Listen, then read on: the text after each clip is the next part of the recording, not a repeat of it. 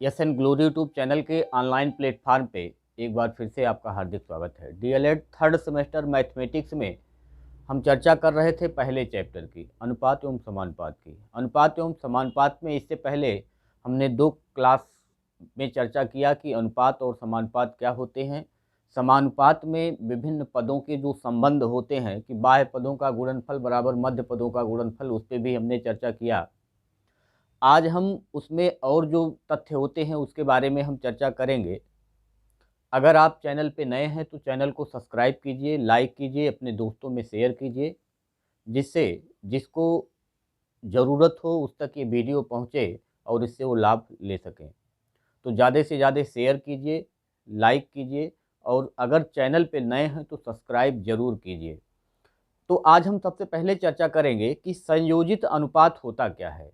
तो संयोजित अनुपात क्या होता है, अगर इसमें हमको कहना हो तो 2 या 2 से अधिक अनुपातों के संगत पदों का जो गुणनफल होता है उसके साथ जो अनुपात मिलता है वही हम कह सकते हैं कि संयोजित अनुपात होता है।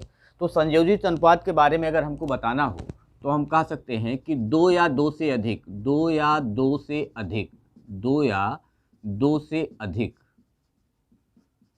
अधिक अनुपातों के संगत पदों के गुणनफल से, संगत पदों के गुणनफल से जो संगत पदों के गुणनफल से जो अनुपात प्राप्त होता है, जो अनुपात प्राप्त होता है वह संयोजित अनुपात कहलाता है। संयोजित अनुपात कहलाता है।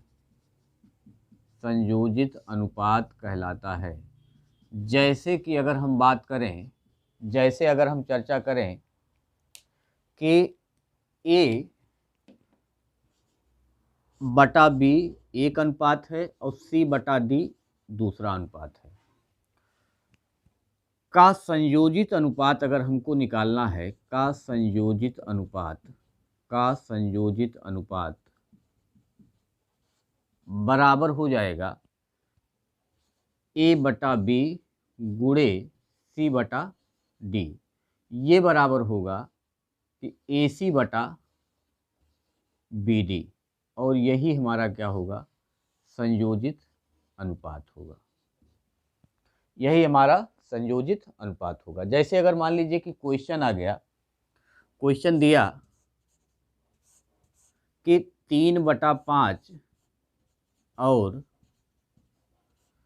7/4 का संयोजित अनुपात ज्ञात करें। संयोजित अनुपात ज्ञात करें। ये मान लीजिए क्वेश्चन आया कि 3/5 और 7/4 का संयोजित अनुपात ज्ञात करें। तो हमको क्या करना है, संगत जो पद हैं, यानी संगत पद का मतलब जो अंश में यहाँ है, जो अंश में यहाँ है, जो हर में यहाँ है, जो हर में यहाँ है, इसका आपस में हम क्या करेंगे, आपस में गुणा कर देंगे। तो आपस में जब हम गुणा करेंगे तो संयोजित अनुपात जो निकल के आएगा, तो यहाँ कहेंगे 3/5 गुणे 7/4, ये बराबर हो जाएगा 7 त्रिक 21 और 5 चौक के 20। तो संयोजित अनुपात जो हमारा आ गया 21/20 या 21:20। तो हमारा उत्तर इस रूप में भी हो सकता है और इस रूप में भी हो सकता है। तो संयोजित अनुपात का मतलब होता है कि जो हमारे संगत पद होंगे उन्हीं का आपस में हम गुणा कर दें और गुणा करने के बाद जो अनुपात हमको प्राप्त होगा वही संयोजित अनुपात होगा। चाहे जो आपको क्वेश्चन में दे, संयोजित अनुपात पूछे, कंपाउंड ऑफ रेशियो पूछे, तो उसमें आप कह सकते हैं कि संगत पदों का केवल गुणा करना है, बाकी जो होगा वही हमारा आंसर होगा। जैसे फिर से अगर हम कहें आपसे कि एक क्वेश्चन आ गया कि 7:4 और दूसरा अनुपात दिया है 5:2 का संयोजित अनुपात अगर हमको निकालना होगा तो हम इसको लिखेंगे 7/4 गुणे 5/2 और ये हो जाएगा, गुणा करेंगे, ये संगत पद 7 और 5 संगत पद हो गए और 4 और 2 संगत पद हो गए, तो 7 × 5 = 35 और 4 दूनी 8। तो हमारा उत्तर हो जाएगा 35/8, या इसी को हम लिख सकते हैं 35:8। हमारा उत्तर ये भी हो सकता है, ये भी हो सकता है, तो ये दोनों हमारे क्या हो जाएंगे, उत्तर हो जाएंगे। तो ये संयोजित अनुपात जब भी पूछेगा तो संगत पदों का आपस में गुणा कर दीजिए, जो अनुपात निकल के आता है वही हमारा क्या हो जाएगा, संयोजित अनुपात हो जाएगा। आइए हम चर्चा करते हैं कि वर्गानुपात क्या होता है। आइए चर्चा करते हैं डुप्लीकेट रेशियो क्या होता है, वर्गानुपात क्या होता है। वर्गानुपात जैसा आप जानते हैं वर्ग कि उसी संख्या का उसी संख्या में गुणा करते हैं तो हमको वर्ग मिलता है, तो यहाँ भी वही करेंगे, यानी जो हमको अनुपात दिया होगा उसके दोनों पदों का अगर हम वर्ग कर दें तो जो अनुपात हमको मिलेगा वो वर्गानुपात होगा। जैसे हमको दे दिया कि 2/5 या 2:5 का वर्गानुपात होगा, 2/5 या 2:5 का वर्गानुपात होगा, तो हम क्या कहेंगे कि 2/5 का वर्गानुपात बराबर 2 का स्क्वायर बटा 5 का स्क्वायर। ये हो गया 2 का वर्ग 4, 5 का वर्ग 25, यानी इसको हम लिख सकते हैं 4:25 और यही हमारा क्या होगा, आंसर हो जाएगा। यानी जो दोनों पद दिए होंगे उसका हम क्या करेंगे, वर्ग कर देंगे और जो हमको अनुपात प्राप्त होगा वही वर्गानुपात होगा। या दूसरा क्वेश्चन मान लीजिए इस तरीके से कहता है कि 7/4 का वर्गानुपात, 7/4 का वर्गानुपात क्या होगा, तो हम कहेंगे कि 7/4 का वर्गानुपात बराबर 7 का स्क्वायर कर दें और बटा 4 का स्क्वायर कर दें। 7 का स्क्वायर 49 हो जाएगा, 4 का स्क्वायर 16 हो जाएगा, तो ये हो जाएगा 49:16 और यही हमको क्या मिल गया, वर्गानुपात। अब यदि हम मान लीजिए घनानुपात की बात करें कि घनानुपात क्या होता है, घनानुपात, तो घनानुपात जैसा कि आप जानते हैं इसको अंग्रेजी में कहते हैं ट्रिप्लिकेट रेशियो। ट्रिप्लिकेट रेशियो क्या होता है, जो भी हमको दिया होगा, जो भी हमको रेशियो दिया रहेगा, जैसे रेशियो दिया कि 3/7 का घनानुपात बराबर क्या होगा, तो 3/7 का जब हम घनानुपात निकालेंगे तो जो भी पद दिए होंगे उन पदों का हमको क्या करना है, क्यूब कर देना है। क्यूब का मतलब होता है, इसी का अगर निकालना होगा तो हम कहेंगे कि ये 3 का क्यूब और बटा 7 का क्यूब। 3 का क्यूब होगा 27 और 7 का क्यूब हो जाएगा 343।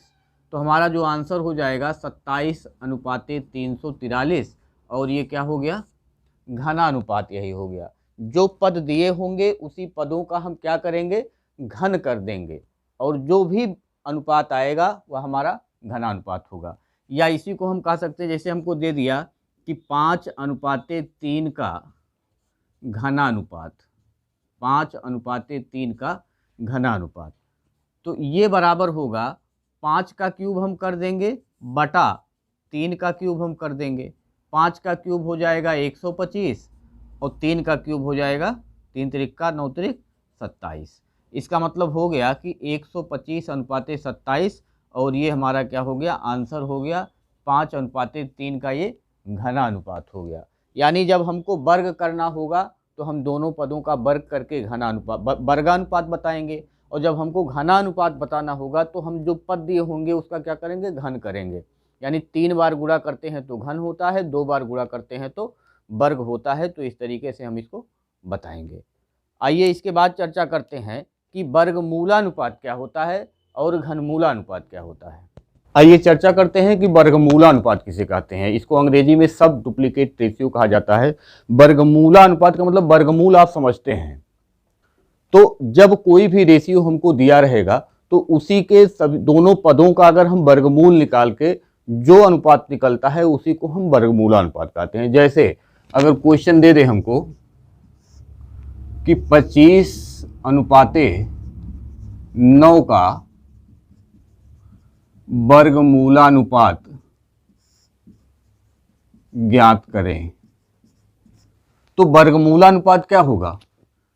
हम कहेंगे कि 25/9 का वर्गमूलानुपात बराबर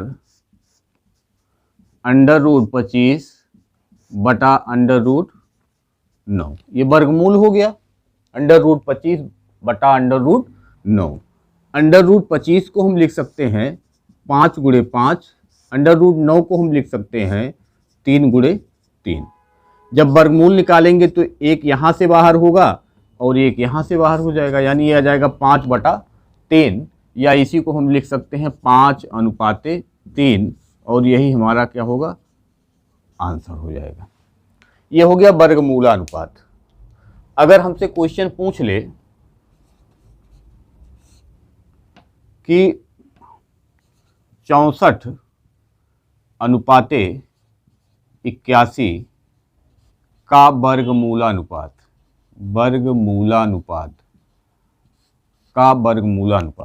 तो 64:81 का मतलब हो गया, हम कहेंगे कि √64/√81। इसको हम जब तोड़ेंगे तो 8 × 8 हो जाएगा, और इसको अगर हम तोड़ेंगे तो ये 9 × 9 हो जाएगा। ये 8 बाहर होगा और ये 9 बाहर होगा, तो 8:9 ये हमारा क्या होगा? वर्गमूलानुपात होगा, और ये हमारा आंसर हो जाएगा। अगर हमको घनामूलानुपात अगर हमको निकालना हो, इसी को अंग्रेजी में कहते हैं सब ट्रिप्लिकेट रेशियो। तो सब ट्रिप्लिकेट रेशियो जो होता है, जो भी संख्या दी गई होगी, जो अनुपात दिया गया होगा, उसके प्रत्येक पदों का हमको क्या करना है? घनमूल निकाल लेना है। जैसे अगर क्वेश्चन हमको देता है, क्वेश्चन दे दिया कि 125:27 का घनामूलानुपात ज्ञात करें, तो 125:27, तो हम इसको लिख सकते हैं कि 125 घनामूलानुपात का मतलब यहाँ 3 हम लगाएंगे, 3√125/3√27। इसको हम लिख सकते हैं 3√5 × 5 × 5 बटा 3√3 × 3 × 3। जब इसका हम घनमूल निकालेंगे तो एक बाहर होगा, 3 में से एक बाहर होता है, तो ये आ गया 5/3। तो हमारा उत्तर हो जाएगा 5:3, और ये हो गया क्या? घनामूलानुपात। यानी कि जो भी हमको दिया होगा अनुपात में, उसी एक पद का हमने घनमूल निकाला तो 5 आ गया, दूसरे पद का हमने घनमूल निकाला तो 3 आ गया, हमारा उत्तर हो गया 5:3। और आइए लास्ट में हम चर्चा करते हैं कि मिश्र अनुपात क्या होता है। मिश्र अनुपात की बात अगर की जाए तो जैसे हमको दे दिया गया कि A/B, C/D, E/F का मिश्रानुपात, तो हमको करना क्या है कि जो इसके पहले पहले पद होते हैं उसको एक साथ हमको लेना है, यानी ACE बटा, अब दूसरे वाले पद को एक साथ लेना है, BDF। यही जो हमारा हुआ ये मिश्रानुपात हो गया। यानी पहले पहले पद को एक साथ लेकर के हमने ऊपर रख दिया और दूसरे दूसरे पद को एक साथ लेके हमने नीचे कर दिया, और ये हमारा क्या होगा? आंसर होगा। जैसे अगर हमसे प्रश्न पूछता है, क्वेश्चन दे दिया कि 2:3, 4:5, 5:7 का मिश्रानुपात ज्ञात करें, मिश्रानुपात ज्ञात करें। तो हम क्या करेंगे, पहले पहले पद को एक साथ ले लेंगे, यानी 2 के साथ 4 आएगा, 4 के साथ 5 आएगा। तो ऊपर हो गया 2 गुणे 4 गुणे 5, नीचे आएगा 3 के साथ 5 और फिर 7, तो यहाँ हो गया 3 गुणे 5 गुणे 7। अगर कुछ कैंसिल होता है तो कैंसिल कर दीजिए, 5 से 5 कैंसिल हो गया, बचा क्या, 2 गुणे 4 बचा और नीचे 3 गुणे 7 बचा। 2 का 4 में गुणा करेंगे 8 होगा, 7 में 3 का गुणा करेंगे तो 21 होगा, यानी हमारा उत्तर हो जाएगा 8:21 और यही हमारा क्या होगा, मिश्रानुपात आ जाएगा। यानी जब मिश्रानुपात पूछेगा तो हमको पहले पहले पद को एक साथ ले लेना है और दूसरे दूसरे पद को एक साथ ले लेना है। तो आज हमने चर्चा किया कि संयोजित अनुपात क्या होता है, वर्गानुपात क्या होता है, घनानुपात क्या होता है, वर्गमूलानुपात क्या होता है, घनमूलानुपात क्या होता है, और लास्ट में हमने चर्चा किया कि मिश्र अनुपात क्या होता है। तो आप इससे संबंधित प्रश्न अपने आप तैयार करके आप इस पर प्रैक्टिस कर सकते हैं। केवल आपको पता होना चाहिए कि संयोजित अनुपात जो होता है वह हम जो संगत पद होते हैं उसका गुणा करते हैं और जो अनुपात आता है वही संयोजित अनुपात होता है। वर्गानुपात की बात होगी तो हम जो हमको अनुपात दिया होगा उसी का हम वर्ग कर देंगे, तो जो अनुपात बनेगा वो वर्गानुपात हो जाएगा।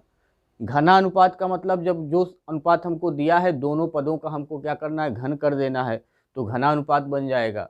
वर्गमूलानुपात में जो पद हमको दिए होंगे, जो अनुपात दिया होगा उसके दोनों पदों का हम वर्गमूल निकाल के जो अनुपात हमको मिलता है वो वर्गमूलानुपात हो जाएगा। घनमूलानुपात का मतलब जो अनुपात हमको दिया है उसके जो दोनों पद होते हैं दोनों पदों का हम वर्गमूल निकाल लेंगे, उसके बाद जो अनुपात बनता है वो घनमूलानुपात होगा। और मिश्र अनुपात में जितने भी अनुपात दिए होंगे सबके पहले पद को एक साथ ले लेते हैं और फिर दूसरे पद को एक साथ ले लेते हैं और जो अनुपात बनता है वह मिश्र अनुपात कहलाता है। तो इससे संबंधित जो प्रश्न होंगे आप उसको आसानी से इस कॉन्सेप्ट पे सॉल्व कर सकते हैं। आज के लिए इतना ही, धन्यवाद।